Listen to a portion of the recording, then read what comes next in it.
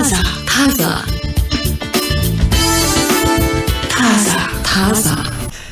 ራሳችንን እንግዲህ የምናረጋጋባቸው የተለያዩ መንገዶች አሉ። ውጥረት፣ ንዴት እንዲሁም ደግሞ ከሰዎች በኩል የሚሰጡን አስተያየቶች ላይ ተመስርተን ንዴት ስሜት ውስጥ ስንገባ እንዴት ነው ራሴን ማረጋጋት ያለብኝ ወይስ ምላሽ ነው መስጠት ያለብኝ? በቦታው ላይ የበለጠ ጥፋት የሚያጠፋ ነገር ውስጥ መግባትም ስላለ ዘዴዎችም ማወቅ ጥሩ ነው ተብሏልና ስለ ንዴት ያው ብዙ ነገር ተብሏል። ሰዎችም ይመክሩናል። እሱ ተናዳጅ ነው፣ ተናዳጅ ናት አይነት የፍርድ አስተያየቶች ይሰጣሉ።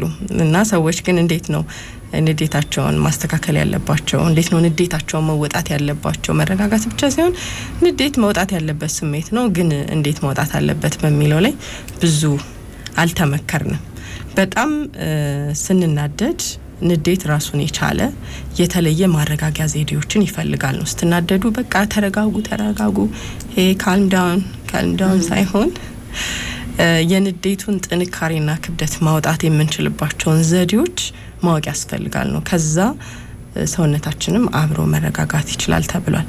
በንዴቱ ቅጽበት ልናረጋቸው ከምንችላቸው ዘዴዎች ውስጥ አንዱ ቀዝቃዛ ውሃ ነው። በፍጥነት ራሳችንን ከገባንበት የንዴት ስሜት ወይም ግለት መልሰን እንድንስተካከል ወደ ነበርንበት ቦታ እንድንመለስ ያደርጋል ነው። ይሄ ምን ያደርጋል? በቀዝቃዛ ውሃው አማካኝነት ሰውነታችን ፈጣን ምላሽ እንዲሰጥ ያደርጋል። ከልብ ምታችን በንዴት ሰዓት ሰውነታችን ከሚሰጣቸው ምላሾች ራሱ እየተረጋጋ እንዲመጣ ያደርጋል። አንዱ የልብ ምታችን ነው። ስለዚህ የልብ ምታችንንም እንዲስተካከል ያደርጋል ተብሏል። የስሜት ወይም ይሄ በንዴት ስሜት ምክንያት ከፍ ያለ ውጥረት ውስጥ ወይም ጡዘት ውስጥ ከመግባት ግለቱን እንዲቀንስ ያደርገዋል ነው። ስለዚህ በጣም ስትናደዱ ፊታችሁን ቀዝቃዛ ውሃ ውስጥ ከ10 እስከ 20 ሰከንድ ለመዘፍዘፍ ሞክሩ ነው። ይሄ እንግዲህ አዋጭ የሆነላቸው ሰዎች አሉ። አንድ ይሄ ተጠቅሷል። ሌላው በደንብ ራሳችሁን መቆጣጠር የሚያስችሏችሁን አንዳንድ ነገሮች አድርጉ ነው።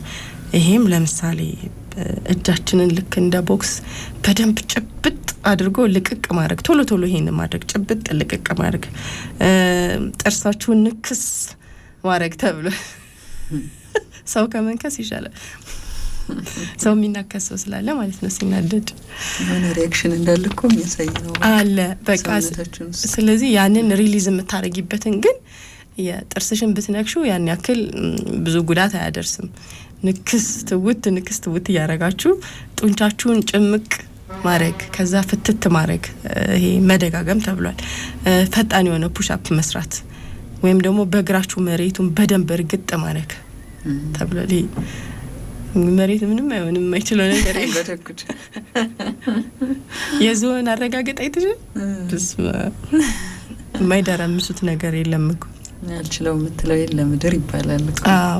ስለዚህ ይሄ በእግር በደንብ እርግጥ ማድረግ ተብሏል።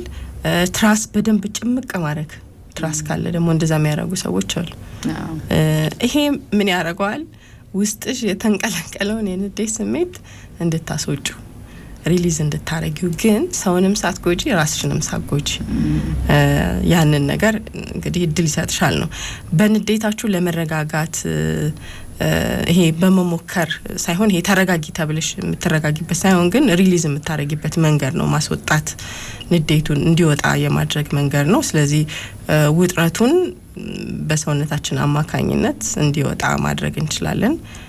ያው ራሳችንንም ሰውንም ማንጎዳበት ንዴት የምናስወጣበት መንገድ ተብሏል። ሌላው ሁሌ የሚመከረው ረጅም አተነፋፈስ ነው። በተለመደው መንገድ ግን ይሄ ትንሽ ስንተነፍስ አየር ስንስብ በተለመደው መንገድ መሳብ፣ ስናስወጣው ግን ረዘም ያለ አወጣጥ መከተል ተብሏል።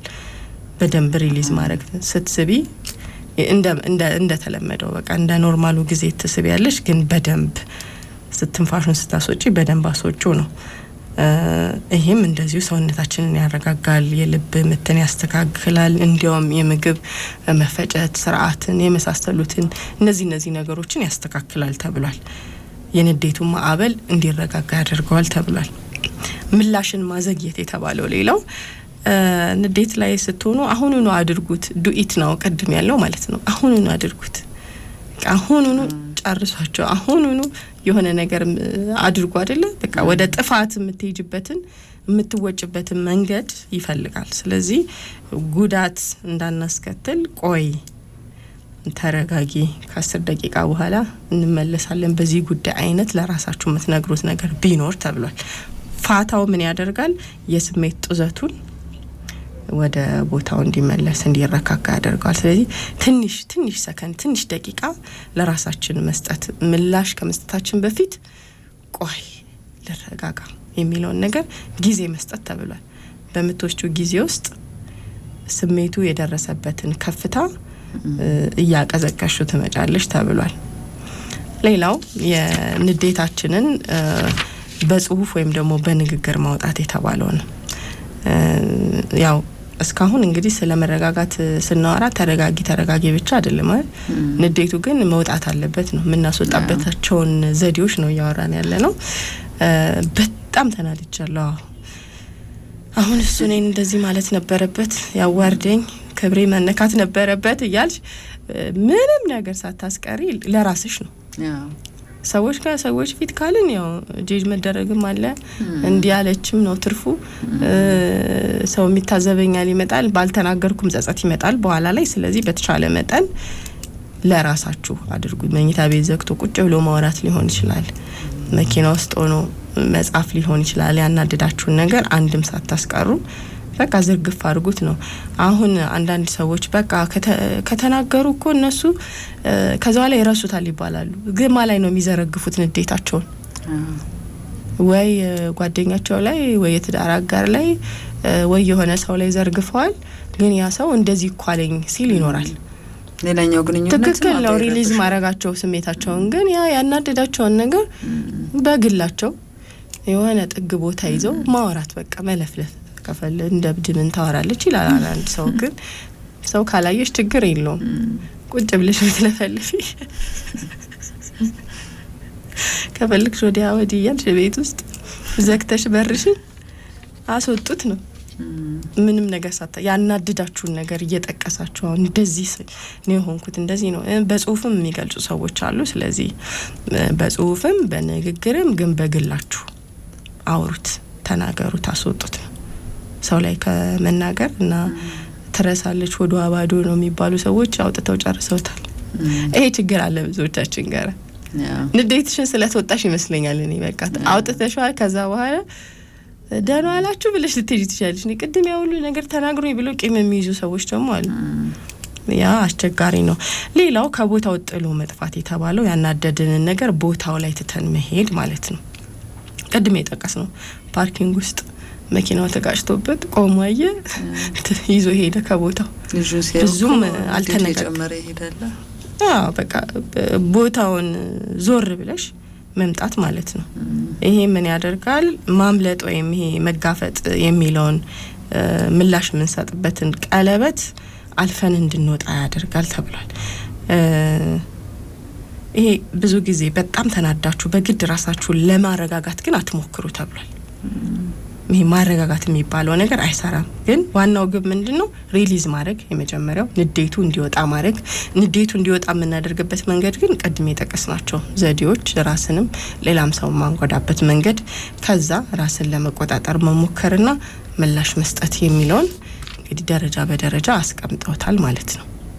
ለምሳሌ አንድ ሰው የክብር መነካት ጉዳይ ከሆነ የሚያናድደው ተናድጃለሁ ከማለት አዎ በጣም በቃ ክብሬ እንደተነካ ነው የተሰማኝ ዛሬ፣ በጣም የመዋረድ ስሜት ውስጥ ነው ያለሁት ብሎ ቢናገር ስም ቢሰጠው ላናደደው ነገር አንድ ራሱን ወደ ማረጋጋት የሚመጣበት ዘዴ ይሆናል የሚለው ተገልጿል። ቀድሜ የጠቀስናቸውን እንግዲህ የሚመቹትን ዘዴዎች ተከትሎ ማለት ነው።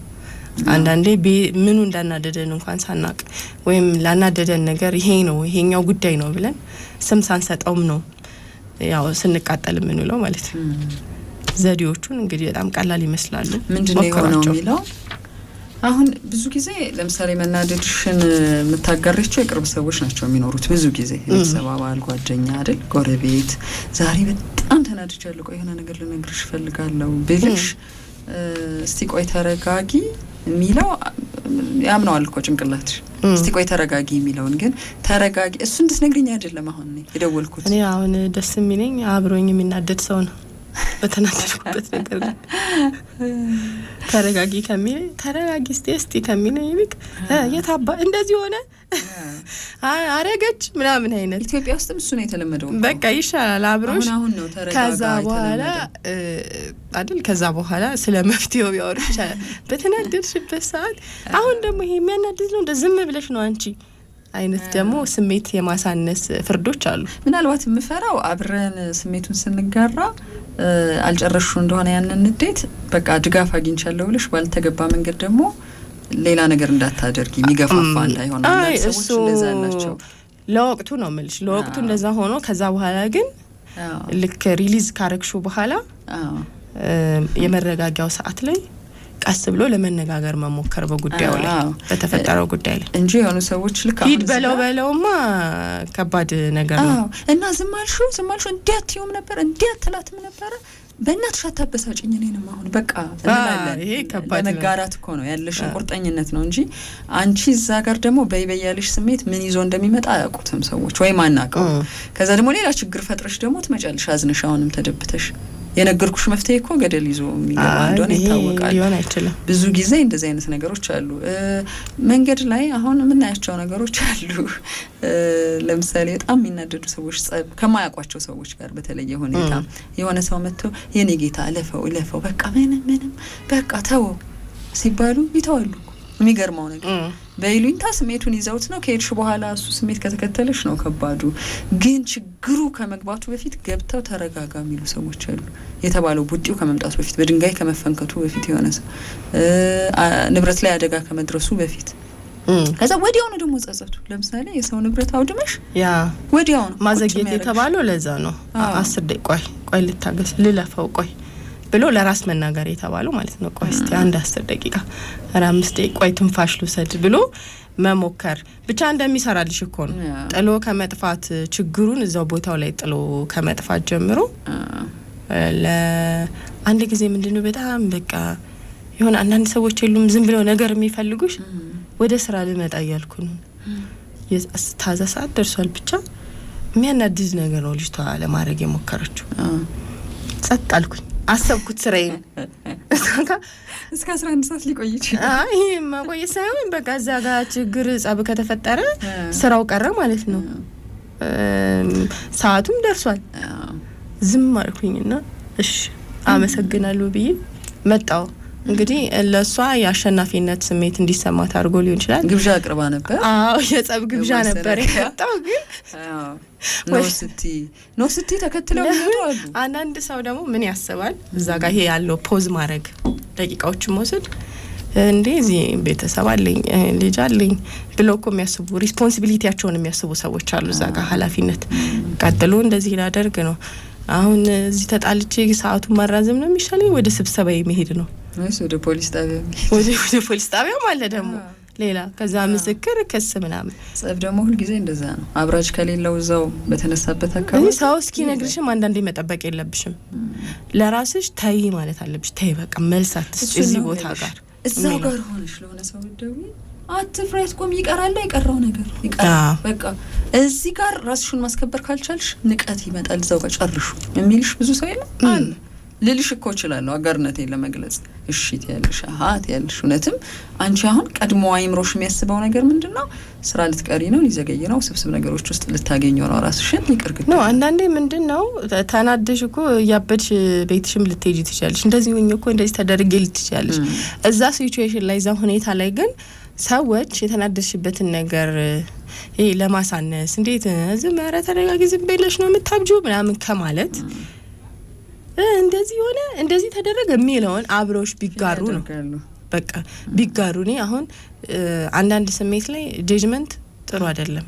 በቃ እንዴ ለምንድን ነው እንደዚህ እኔ እንደዚህ ተናደድኩ እንዴት ነው አይረዱኝም እንዴ የሚለውን ስሜት ነው እንዲሰማ የሚያደርገው ለብዙ ሰው። ስለዚህ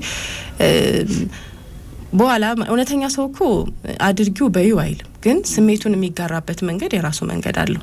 አብሮሽ እንደዚህ ተደረገ እንደዚህ ሆነ ከዛ መጨረሻ ላይ እኮ በተረጋጋሽበት ሰዓት ስለዛ ጉዳይ ልታወሪ ትችያለሽ። አንቺም ደግሞ ከተረጋጋሽ በኋላ በዛ መንገድ ግን ምላሽ መስጠት ነበረብኝ ልትይ ትችያለሽ። ብዙ ሰው እዛው ጋር ነው የሚሰማው ካረገ በኋላ። እኔ አንዴ የማስታውሰው ዘንቢል ይዘዋል ሴትዮዋ የሚደባደቡ ወጣቶች መካከል ገቡ። አንደኛው ሰው ነው የገፈተራቸውና ወደ ግንብ አካባቢ ነው ሰፈር ውስጥ ነው ወረወሯቸው። በጣም ነው በቃ ነገሩ የተቀየረው። ሴትዮዋ ይሄ ራስን እንደመሳት አይነት ነገር የለም ሆኑ ገዛዙት ነገር ተበትኗል። የሰፈር ውስጥ የሚከበሩ ሴት ናቸው። ሁሉም ትኩረቱ እሳቸው ጋር ሆነ። በእናንተ ምክንያት ገደላችሁ ሰው የሚለውን ማለት ነው። ከዛ ሁለቱም እኮ አብረው ትሪት ማድረግ ጀመሩ። የተጣሉት የነበሩት ጎረምሶች ግን በመሀል ተጎዳ ትልቅ ሰው። እዛ ጋር በጣም ይቅርታሉ ያው ተነስተዋል። ሴትዮዋ ሰላም ሆነዋል። የከፋ ጉዳት አልደረሰም። የከፋ ጉዳት ቢደርስስ ኖሮ ብለሽ አስቢ። አፈሩ ግን ማፈርሽ ከሆነ ቅጽበት በኋላ ካረግሹ በኋላ ብዙ ጊዜ ያው ገላጋይ ሰለባ ይሆናል። ዞር በልልኝ ዞር በይልኝ የሚባሉ ሰዎች ይቀየማሉ በመባላቸው ላገላግል ባልኩ ይላሉ። አንቺ ብትታረቂ እንኳን ማለት ነው። ሁለተኛው ደግሞ አካላዊ ጉዳት ይመጣል። አራለ በማገላገል ምክንያት ብዙ ሰዎች እንዲያውም ከተጣሉት የበለጠ ጉዳት ደርሶባቸዋል፣ ሞተዋል። አለማገላገል ነው የሚሻለው። አይ ስትራቴጂክ መሆን እንጂ ዘሎ ሳይሆን የሆነ እሳት መሀል መቼም አገቢም እሳቱን የምታጠፊበትን ዘዴ ግን ማወቅ አለብሽ ነው። ዘለሽ እሳት ውስጥ እንዴት አቅምሽንም ማወቅ ጎረምሳ መሀል ደግሞ አቅመ ደካማ ሆነሽ የሰዎቹ ነገር ደግሞ ይወስናል። አሁን ቀድሞ በነበረው ጊዜ በጣም አዛውንቶች አሮጊቶች ሲገቡ መካከል ብርድ ይላል። ያቆማሉ። አሁን እንደዛ አይነት ነገር የለም እኮ ዞር በሉ ብሎ ሊገፈትሮች አንዳንድ ሰው አረ ማንም ምንም አይመስለው ዞር እንደውም አንቺ የባሰ የምትጣዩ ትሆኛለሽ።